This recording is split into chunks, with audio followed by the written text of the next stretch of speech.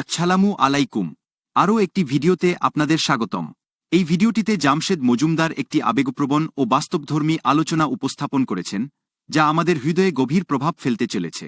তার বক্তব্য সামাজিক, নৈতিক ও ধর্মীয় দৃষ্টিকোণ থেকে গুরুত্বপূর্ণ বার্তা বহন করে। এই ভিডিওতে তিনি এমন কিছু বাস্তব সত্য তুলে ধরেন, যা মানুষের চিন্তাভাবনাকে নাড়া দেয় এবং আত্মজিজ্ঞাসার দিকে নিয়ে যায়। কথাগুলো কলিজা ধাক্কা দেয়। তাহলে প্রিয় দর্শক, ভিডিওটি সম্পূর্ণ দেখুন এবং এই মহামূল্যবান বাণ থেকে শিক্ষা গ্রহণ করুন। তো আর দেরি কেন, এখনই শুরু করা যাক। জুয়া খেলা কি? মদ খাওয়া, নামাজ ত্যাগ করা, গালিগালাজ করা, মারামারি করা, সুদ খাওয়া, ঘুষ খাওয়া। আমাকে আনছেন আরে হাসেন কেন? সবকিছু কৌতুক না? সবকিছু কৌতুক। দুনিয়াটা খেল তামাশা হয়ে গেছে। খেলো, হাসো, তামাশা করো। আমি বলছি যে হারাম কোনটা আপনি জানেন না, যেটা এই যে এটাই আল্লাহ কোরআন কারিমে বলতেছে। তুমি তো এটা ধরো না? ঠিক আছে, ধরবো না, সাউন্ড ধরবো। এত মর্যাদা, মসজিদের ইমাম দেখি যে নেতা নেত্রীর পিছিয়ে খুব কেন ভাই? ইমাম মানে নেতা, ও কিসের নেতা? নেতা না আপনি, ওর নেতা ওর ভোটের মাঠে ওর নেতা। এখন মসজিদ এটা আমি নেতা, আমি ইমাম। এখন জুমার খুতবা হবে, এখন ইমাম আমি, নেতা আমি। কোন সভাপতির কথা আমার উপরে যেতে পারবে, আমি পরামর্শ দেব। আর যদি আমার উপরে নেতৃত্ব দেওয়ার কেউ থাকে, ও খুতবা দেবে। কারণ বেশি যোগ্য মানুষ খুতবা দিলে মানুষের বেশি কাজে আসবে, ঠিক কিনা?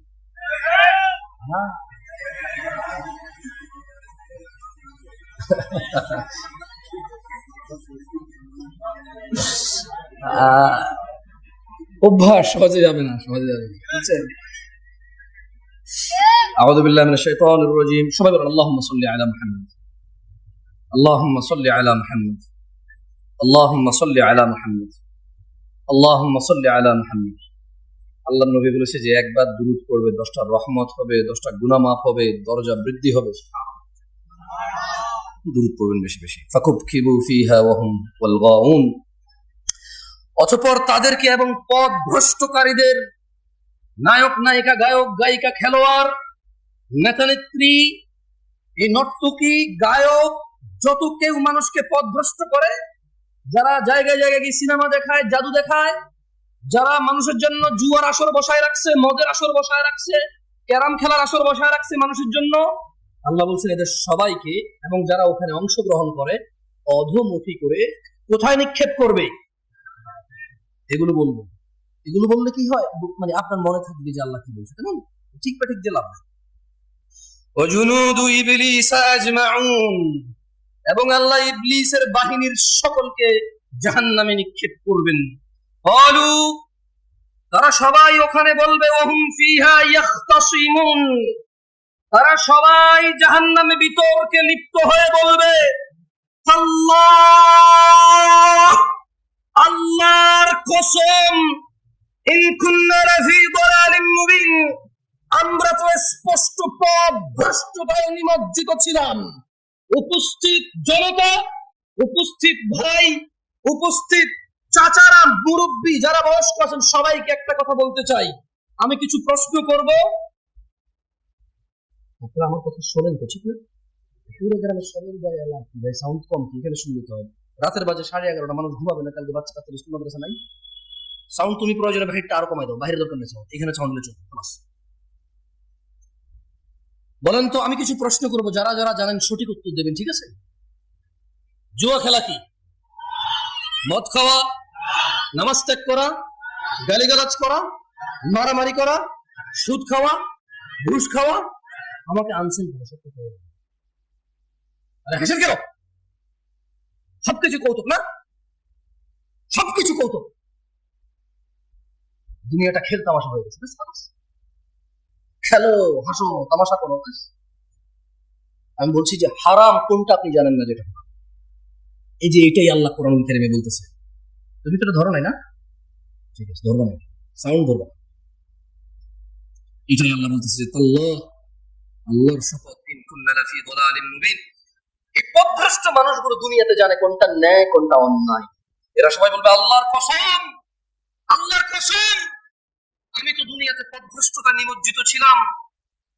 ইয নুসাউইকুম বিরাব্বিল আলামিন, যখন আমরা তোমাদেরকে সৃষ্টিকুলের রবের সমকক্ষ গণ্য করতাম।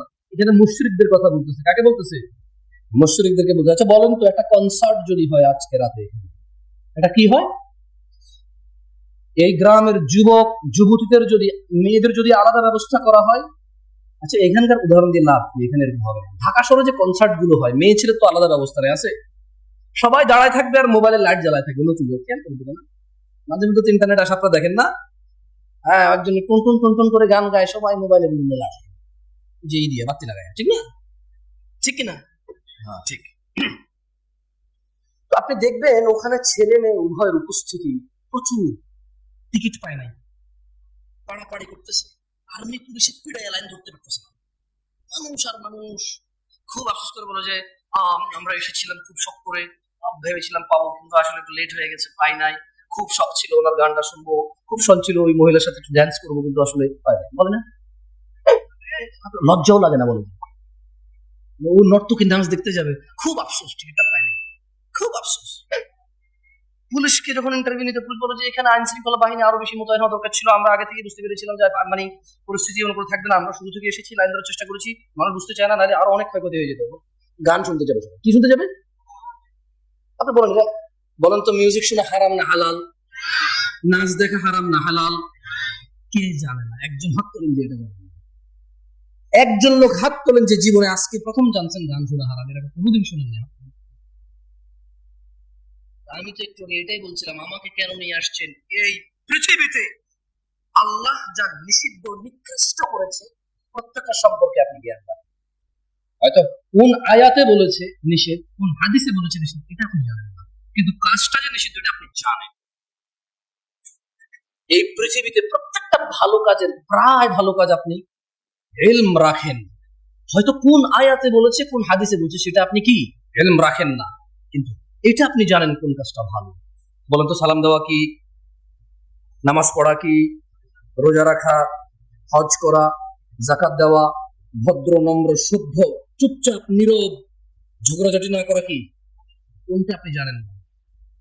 সবগুলোই জানেন। আল্লাহ আমাদেরকে বোঝার তৌফিক দান করুন। যাই হোক দিনী ভাইরা, আমি আজকে আমার আলোচনার বিষয়ে চলে আসি।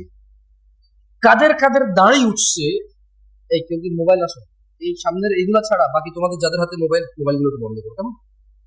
দেখো আজকাল মানুষের ইজ্জত ইন্টারনেটে নিলাম হয়ে যায়, নিলাম। কোন মুসলমান কোন মুসলমানের ইজ্জতের পরোয়া করে না। কোথাও দুজন ঝগড়া করতেছে, কোথায় থামাবে, কোথায় এটাকে, যাতে পৃথিবীর অন্যান্য মানুষ দেখে না শেখে, এটাকে দমন করবে, উল্টা আরো ভিডিও করে করেছে।